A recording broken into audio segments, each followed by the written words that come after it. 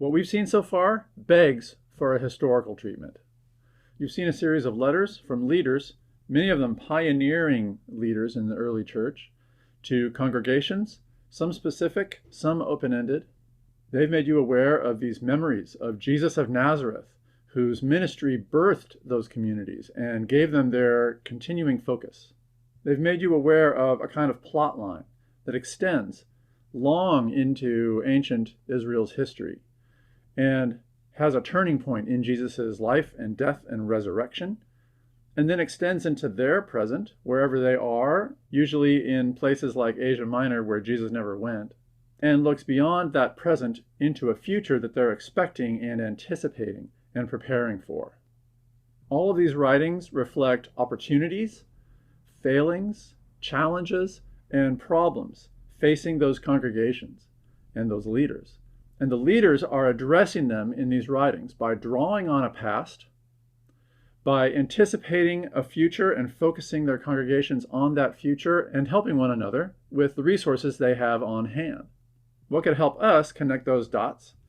And what could help those original Christians understand themselves and understand their past and present and future all in better context is a coherent narrative, a powerful unifying history. The writer of Luke Acts has provided them with that history. That history is a two-parter, the Gospel of Luke and the Acts of the Apostles with the same author, a two-part history that was phenomenally successful. I'm going to call the author Luke. Just about everyone does, even if we're not quite sure that Luke is the author. Luke provided an origin narrative, in fact, a downright inspiring origin narrative for these people. That origin narrative links any given Christian to the church's life, to Jesus' life, to Israel's life, we see that in the birth narratives and beyond, to creation's life. We see that in Luke's genealogy of Jesus going back all the way to Adam, and links that given Christian's life into the life of God, Father, Son, and Holy Spirit, major characters in Luke and in Acts. This linkage happens whether that given Christian's life is Jewish or Gentile, male or female, powerful or marginal, apostle or governor, or what my colleague Holly Beers calls a rando and a no-name. She notes that Acts is full of randos and no-names that are responsible for a lot of the action, actually, behind the scenes. This linkage happens whether that given Christian is rich or poor, slave or free, or Roman citizen, a priest in Jerusalem, or an Ethiopian eunuch, or a Roman centurion, or a superstitious Maltese pagan. That is amazing, particularly in the ancient world.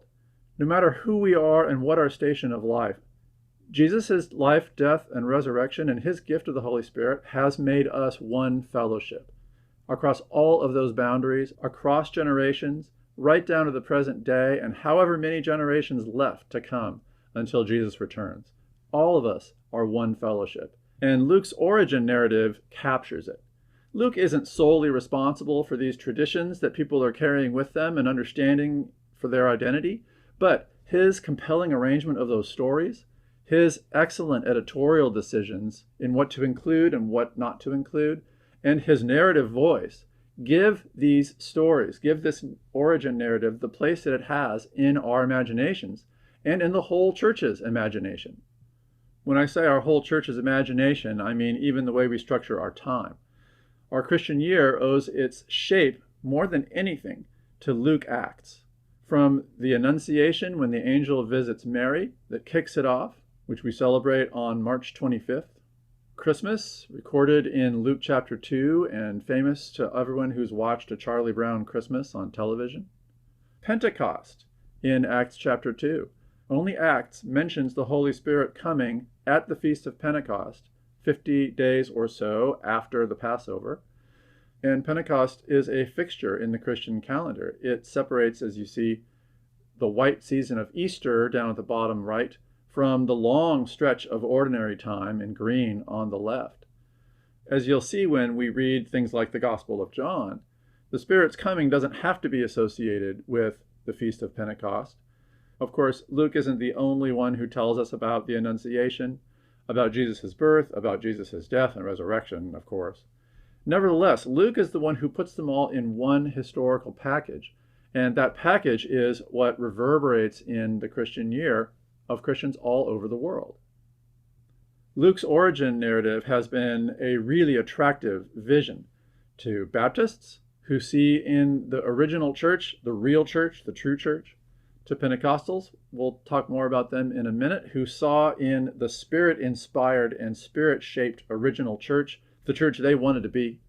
Even fans of tradition, Roman Catholics, Eastern Orthodox, magisterial Protestants, who want to see how it all began because in its beginning they see themselves. And even if those traditions stand at a long distance and have accumulated centuries of tradition, they still, like everyone, want to recapture some of its original magic. The Pentecostal revival in the early 20th century, which extends to this day, and today characterizes something like a third of the world's Christians. Pentecostalism demonstrates this narrative act's continuing power to shape modern imaginations across, it seems, every boundary, cultural boundaries, West versus non-West, the industrial world and the pre- or non-industrial world, and the post-industrial world.